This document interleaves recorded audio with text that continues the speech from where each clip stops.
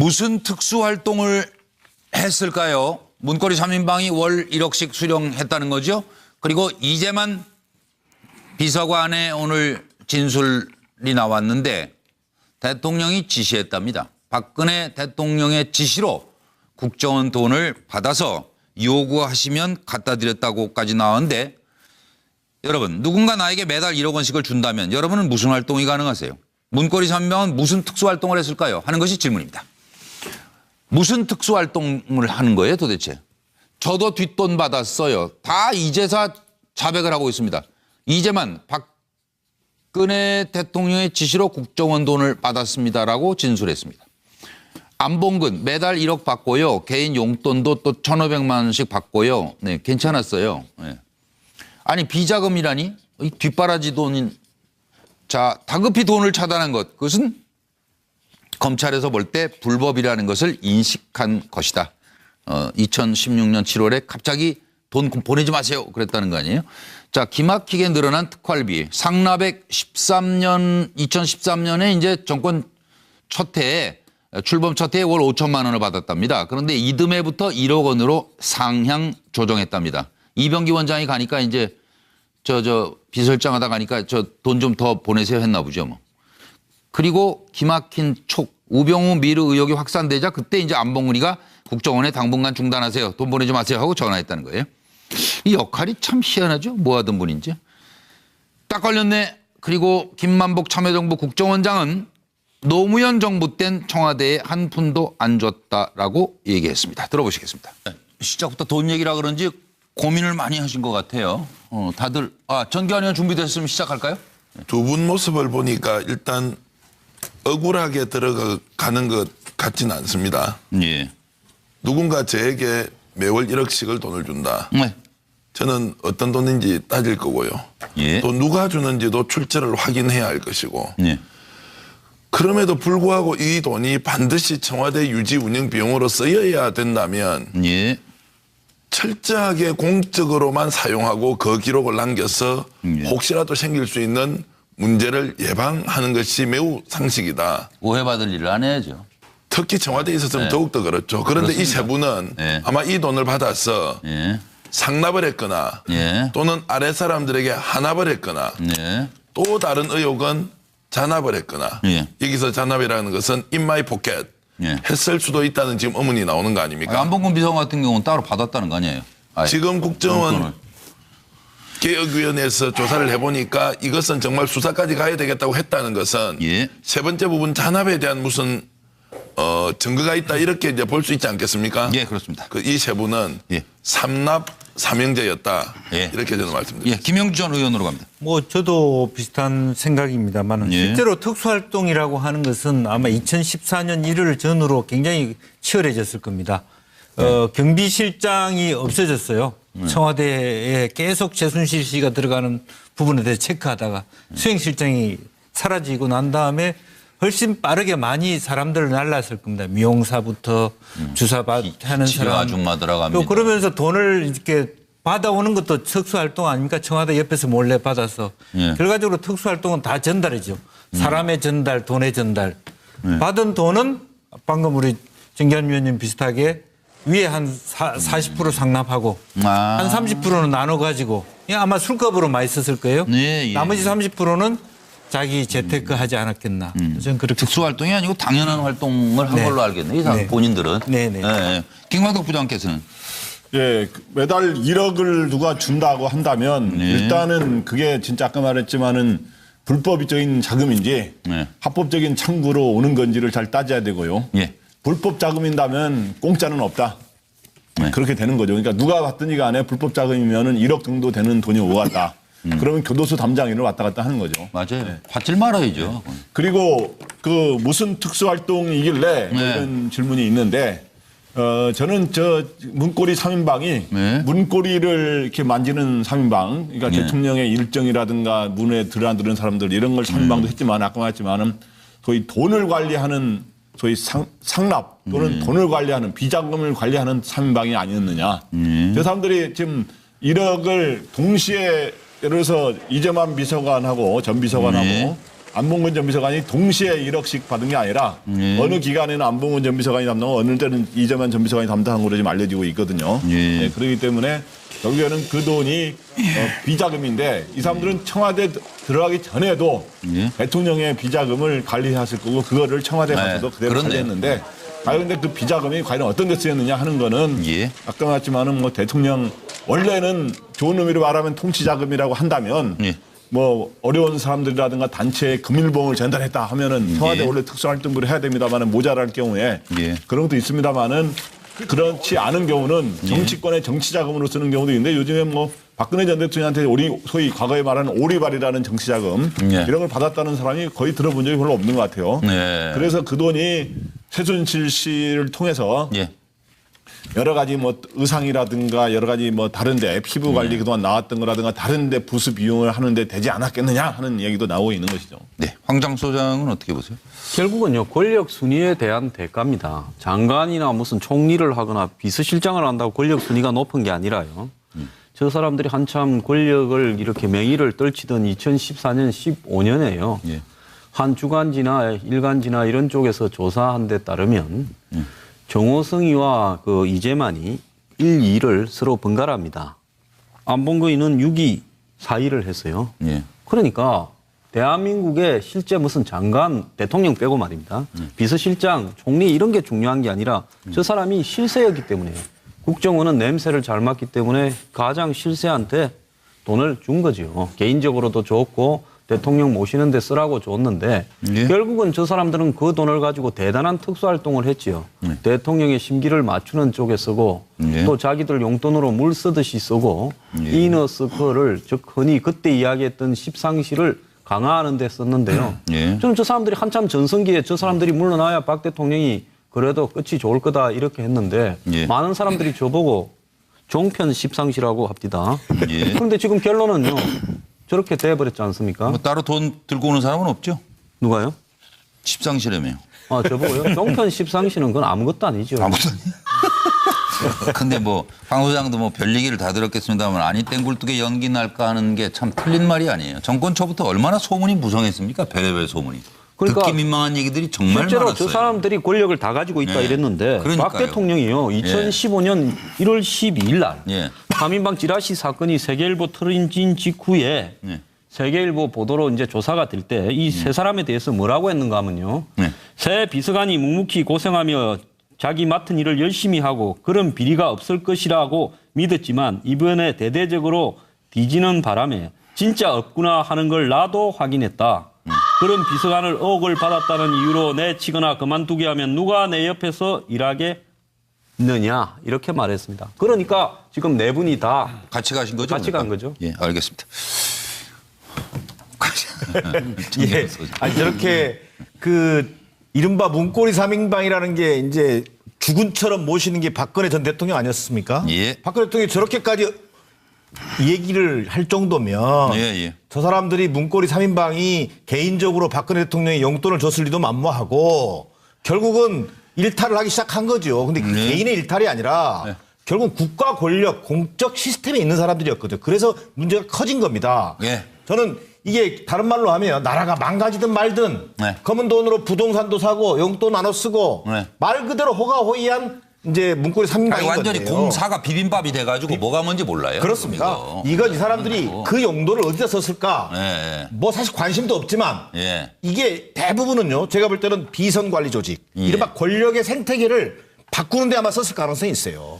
뭐 그렇겠죠. 수석도 있고 비서관도 있지만 결국은 또 십상시 관리, 아까 좀 전에 우리 얘기하셨지만 이런 어떤 비선 조직을 관리하는 데 1차적으로 썼을 가능성.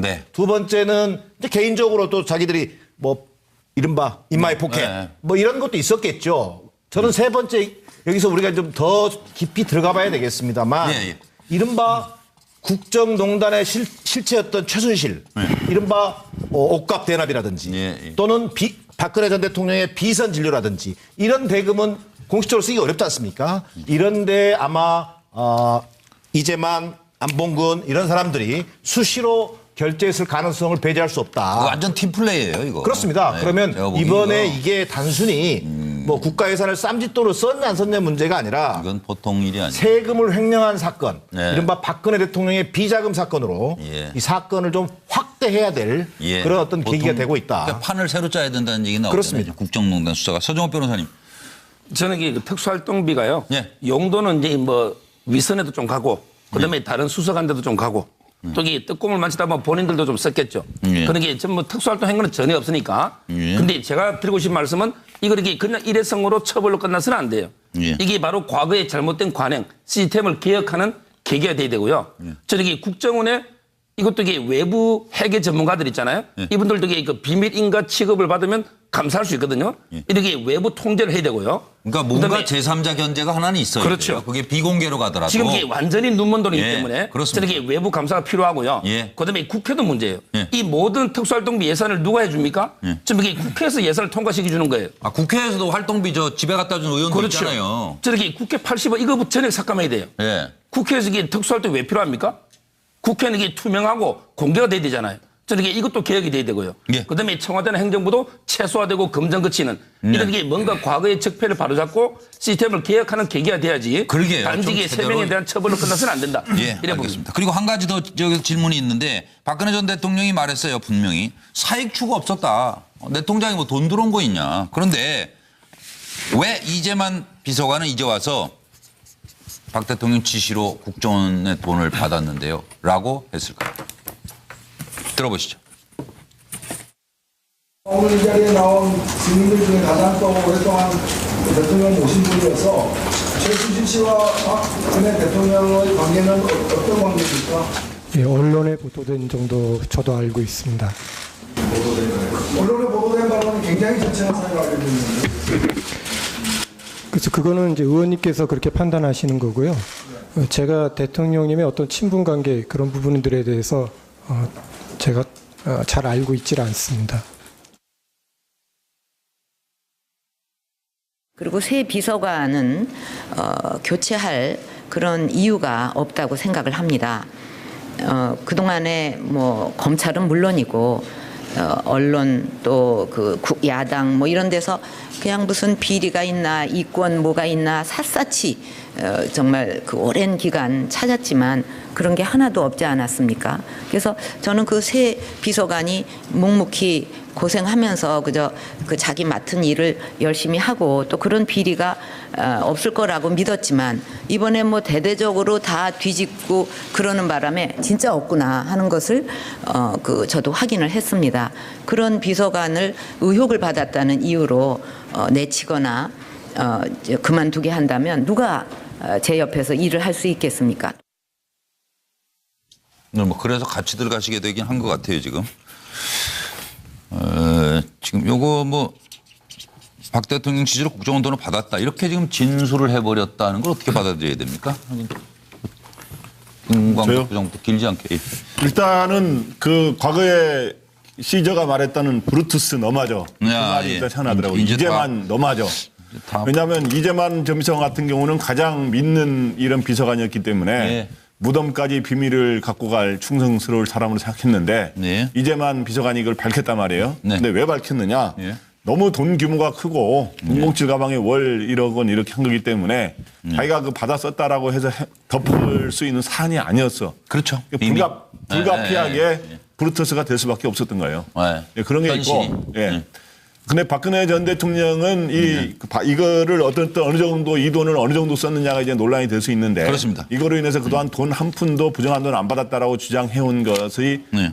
완전히 말이 이제 정리가 안 되는 거죠. 이제 네. 기본 근본이 흔들리면서 그렇습니다. 도덕성에 결정적 타격을 입게 됐다. 아 그러니까 저 서 변호사님 이거 수사 그럼 어디로 가야 돼요 이제?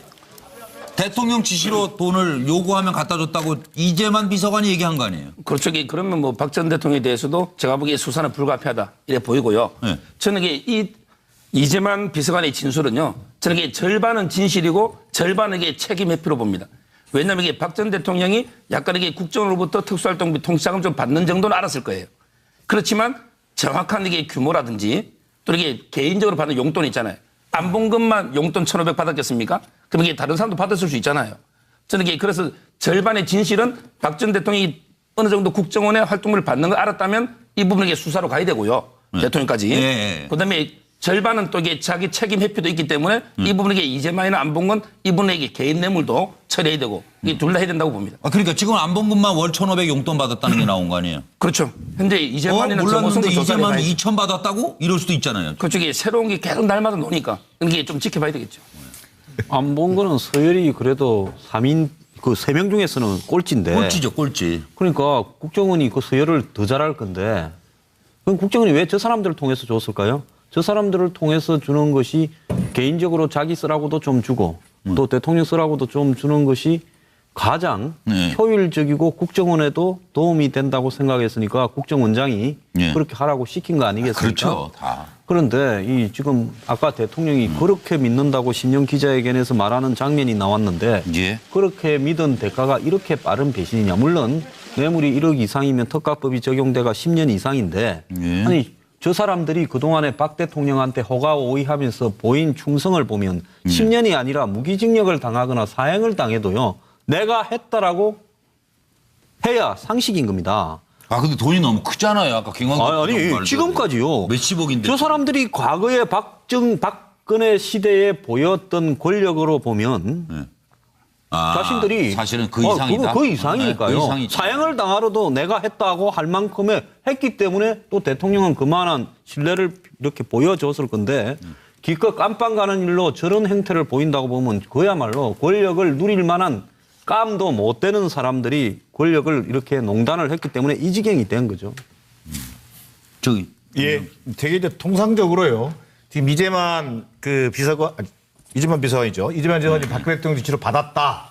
근데 우리가 통상적으로 문고리 걸려가면은 절대 충성 아닙니까? 끝까지 무덤까지 가지고 가야 되는데 이재만 비서관 의리는 무슨 의리입니까? 사실은 이게 박 전 대통령 그 재판 과정에서요. 그 최명성 변호사인가요? 변호인이 계속 그 이재만 또 소위 이른바 이런 비서관들이 좀 나와서 증언을 좀 해줬으면 하는 그런 부탁도 했다는 거 아닙니까? 근데 증언에 나타나지도 않았어요. 어찌 보면 이 사람들은 이제 와서 박근혜 대통령 지시를 얘기하는 것은 그나마 나라도 좀 살아야겠다. 형량을 줄여야겠다 이런 건데 말이 안 되는 것이요. 단순 전달이 넘어서서 이것은 아까도 얘기했습니다만 그 국정원 돈을 소위 이른바 쌈짓돈이 아니라 거의 뇌물로 받아서 본인들이 적극적으로 역할했던 사람이기 때문에 빠져나가기에 급급한 그런 표현이다 이런 생각이고요. 그 마지막 질문이었던 이게 무슨 국정원 특수활동비 이런데 이 사람들은 이걸 특수활동비로 받은 게 아니라 특수접대비로 받은 겁니다. 뇌물인 거죠, 뇌물. 아니 그러게 김용주 전 의원님께 여쭤보고 이거 수사를 지금 수석 체면이 말이 아닌데 아랫사람 1,500만 원 받는데 500만 원 받았다고 지금 여태까지 얘기 나온 거 아니에요? 더 캐보든지 뭐 이거 자존심 상하게 왜? 글쎄 그야말로 캐기 시작하면 어디서부터 어디로 끝내야 될지도 모르겠고요. 사실은 2014년 이전부터는 사실 정윤회와의 관계에서도 또 캐야 될 게 있고 상당히 이제 산 넘은 산인데요. 그러게요. 제가 봤을 때 이재만의 심리 상태가 이런 것이 있지 않겠나 싶습니다. 가령 이제 3인방 중에서 정호성은 그 고대 논문과를 나왔고요. 최순실하고 직접 연관되면서 상당히 고급스러운 프로젝트를 했어요, 그동안에. 스피치 주로 쓰던 사람 아니에요? 그래서 여러 가지 역할에서 우쭐해서 여러 가지 일을 했고요. 돈을 주고 받기보다는 좀 우쭐한 부분이 있었습니다. 안봉근은 사실은 공사판 출신이기는 하지만 사실은 TK예요. 대구대학교를 나왔습니다.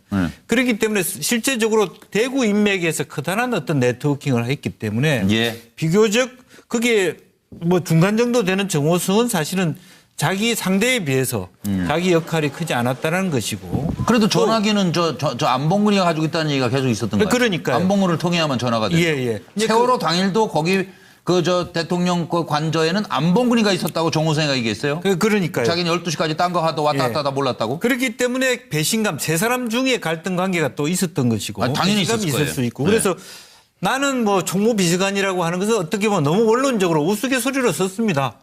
돈 모으는 것이 박근혜 전 대통령은 과거 방식으로 살아온 것입니다. 아버지 때 보니까 총무비서관은 돈 모으는 사람들이다. 돈 모으라. 그 역할에 충실했다. 이 사람은 경영학 전공자입니다. 열심히 돈 모으고 잘 관리하라.